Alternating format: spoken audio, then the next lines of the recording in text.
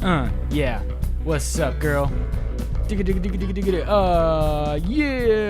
Episode 40, part 2. Faith and whatever. Pop topic. So, today we are discussing Ghost in the Shell. Ghost in the Shell. Live action remake. Live action anime remake. Remake. It looks pretty good. Trailer looks pretty solid. Not a fan of Scarlett Johansson whatsoever. Really? Don't think she's a talented actress. Don't think she's funny. You know how I did a fan of cocaine. Listen, you go, man. I really liked who was the girl who plays Black Widow in Marvel. I think she's great. Oh yeah. Turned out that was the same person. So we were talking about that off air. James didn't know that they were the same person. What is happening today, Chris? So Chris, I didn't want to be the one to break it to him on air, but I felt like it was something that we owed our viewers. So this live action remake is a big deal, right? This live action anime remake. Yeah. What are your thoughts on the trailer? The trailer is officially out. Movie comes out. Those who know 2017. me know I'm a longtime fan of anime, especially 80s and 90s anime, when it had a certain kind of vibe to it, a certain sort of tone and quality. And Ghost in the Shell is definitely one of the classic 80s/90s anime. It was a manga first, which is a type of Japanese comic, and then became first a movie. This movie, live action movie, seems to be largely influenced and based on the original anime movie.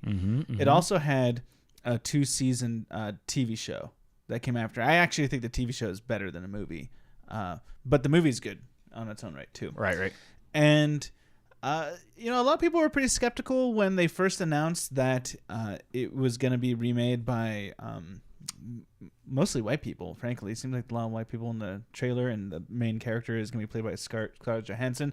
As a Japanese anime, it takes place in Tokyo, I believe, and assumes mostly Asian characters. So why did they do Japanese people?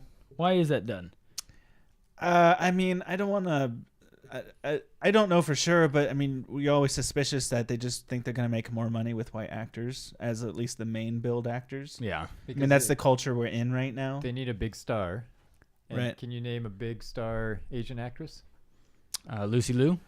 Oh man, boom! But But- she wouldn't look anything like the character. Well, neither does Scarlett Johansson. Scarlett Johansson, in a way, does. I've never seen the original anime, so Yeah, look up a picture right now.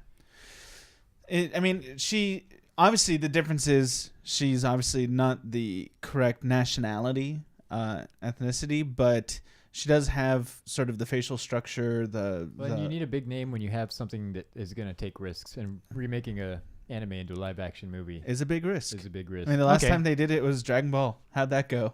It's a big risk and a big investment, yeah. and people only want to put the money on the line when there's a star attached to it. I Okay. want to say this right now. The movie looks visually phenomenal, right? I don't know. Do you guys agree that? I love that we've gotten to a place where we can make live action versions of what were cartoons. Yeah, and it really captures that aesthetic of anime, the 80s aesthetic of anime and early 90s aesthetic. You see that one, I guess it was sort of a geisha looking, what's the word? Robot. It's a robot. Cyborg. And Android, just maybe? looks amazing. Cybot, technically. Just- Android. Kind of sad. Such Well, hard a sci-fi. That's a but she looked awesome and creepy and She looked terrifying. yeah, terrifying. They also, not in the trailer, but in a separate video captured by IGN and probably some other outlets, show the shelling scene that they remade for the new movie. And that is so beautiful and just visually stunning. So, I mean, in a lot of ways, I'm excited. At the same time, I mean, I fear that despite all of this good news, we're going to see it and it's going to be just a trash remake movie. Yeah. First impressions for me, as somebody who has zero idea what's going on here, Yeah. it feels a little Matrix-ish.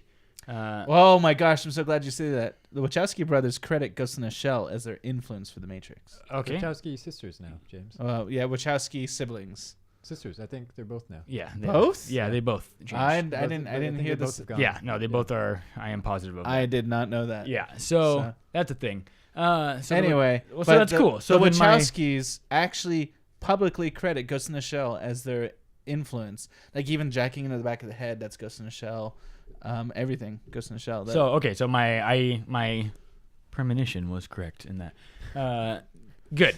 Looks Your fine. inference. Yeah. That word of the day calendar is really paying. Yeah, I'm really trying. Gonna tease. I love anime. So, as this happens, I'm excited to watch it. I wish Snot had just like a Spider-Man shot just flown Yeah. all over the place. It would have been gross. It's not the kind of podcast this is, James. And so, It's not. get it? Well done. So I'm looking forward to it. I like this stuff not because I'm gonna think the story is that cool, because I don't think I'll think it's that interesting. The story doesn't grab me. The original anime is very story driven. Yeah. Actually, so- the action kind of takes a back seat. There's a couple of action scenes, but it's really about the philosophy of what is life. And okay. what So if creates life, this is good dialogue, what embodies life. yeah, if this is a good dialogue, I'll probably appreciate it. But I would go see the movie alone, and I don't do this a lot, but I would go see the movie alone purely for the aesthetics. Yeah. There. And I'm not talking about ScarJo. I mean, like, the background looks really cool. Tokyo looks really sweet. Like, the evil characters look really evil and menacing and terrifying, and that intrigues me there because, right? I mean, I don't know if it's true or not, but I associate terrifying with, like, there's got to be something good. There's a reason why they look the way they look. There's a reason behind things, right? Because directors and people don't do things on accident. I mean, usually. So I'm in on it.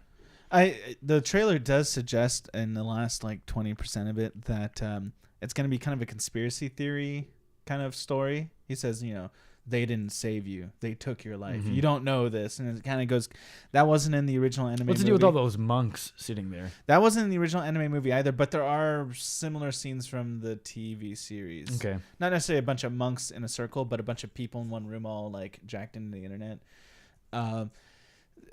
I think so. Futurama really was onto something when they have Bender like jacking on, right? Like when he's like getting high, plugging in to the internet. Yeah, That was a thing. I mean, that was definitely like post Matrix. Yeah. There, but the with like the scene, they sort of make it seem like it's gonna be a conspiracy story, which is not really the story of the original anime.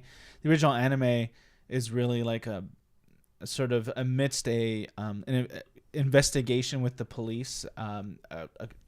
It questions like what makes life, what makes you a conscious cognitive being, and what experiences must you experience to legitimately know you are a living creature, because she being in a being basically a brain in a robotic body, like those are the questions she's asking, like how does she know she is alive and that she is like a living existing being.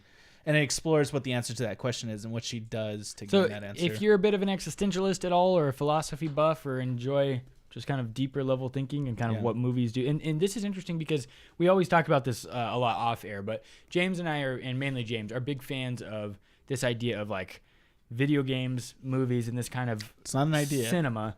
They're like pushing as like legitimate means of storytelling, just as legitimate as reading books. That's true. Yeah. Like dialogue, whatever. And that's our medium, right? This is like a medium that arose in Argent, last 100 years, whatever. So yeah, I mean, I'm down. What do you think, Chris? Yeah, I'll check it out. So, all right. So I feel like that's pretty. Good. So okay, let's be to top the what? Is there anything else you want to get? Yeah, I was gonna say one more thing to top this off. It's a 2-minute song. We got. Let's project. Is this going to be a box office hit? Is it going to be just sort of like okay, it comes and goes, or is it going to be a trash fire when it actually comes out? Doesn't break 100 million.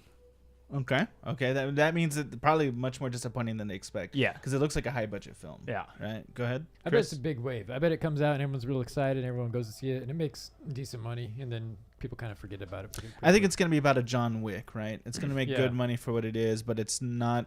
Ultimately, John Wick isn't. Well, the market of people who actually care about Ghost in the Shell.